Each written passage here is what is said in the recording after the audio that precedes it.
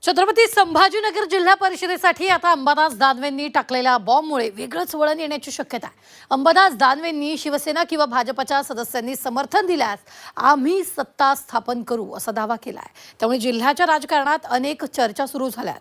पाहूया।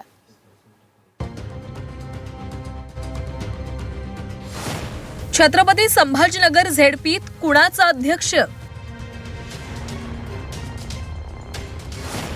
शिवसेना उद्धव बाळासाहेब ठाकरे पक्षाचाही सत्ता स्थापनेचा दावा। शिवसेना भाजप सदस्य ठाकरेंच्या संपर्कात।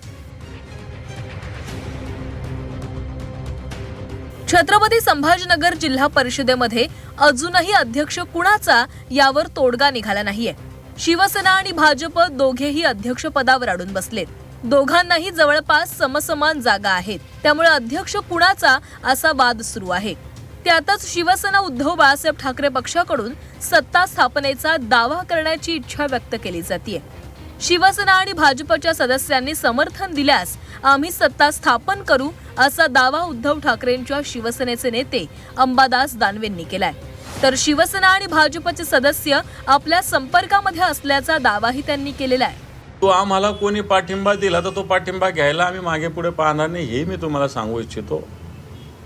तो पाठिंबा विकासासाठी असावा, परंतु आम्ही कोणाला पाठिंबा बिलकुल देणार नाही। आमच्या सदस्यांना कोणाकोणाचे फोन आले हे मलाही सदस्यांनी सांगितलेलं आहे। आम्ही तरी आमच्याकडून कोणालाही फोन केलेला नाही, परंतु याच्यातून एक जाणवलं की शिंदे गटामध्ये असो की भाजपामध्ये जिल्हा परिषदेचे पद मिळवण्यासाठी मोठी स्पर्धा आहे। छत्रपती संभाजीनगरच्या जिल्हा परिषदेमध्ये राजकीय बलाबल पाहता युतीला सहज सत्ता स्थापन करता येणं शक्य आहे। मात्र अध्यक्षपदावर घोडं अडलंय। अडीच वर्षांचा फॉर्म्युला ठरल्याची चर्चा आहे। मात्र पहिला अध्यक्ष कुणाचा यावर तोडगा निघत नसल्याचं कळतंय। छत्रपती संभाजीनगर जिल्हा परिषदेमध्ये भाजपच्या 23, शिंदे सेनेच्या 21, शिवसेना उद्धव बाळासाहेब ठाकरे पक्षाच्या 9, राष्ट्रवादीच्या 4, काँग्रेस 1, राष्ट्रवादी शरदचंद्र पवार पक्ष 1 आणि इतरांच्या मिळून 4 अशा जागा आहेत। मात्र अंबादास दानवेंनी मुंगेरी लालची स्वप्न पाहू नयेत असा टोला भाजपचे आमदार संजय केनेकरांनी लगावलाय।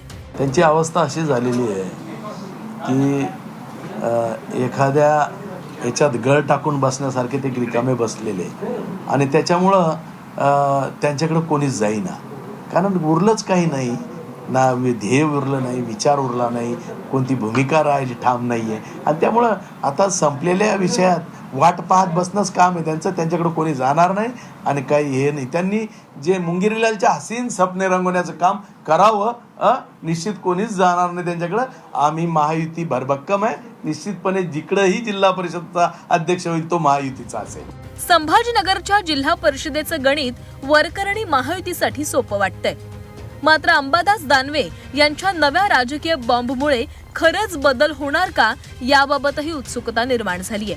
सध्याचं राजकारण पाहता राजकारणात काहीही अशक्य नाही असंच दिसतंय।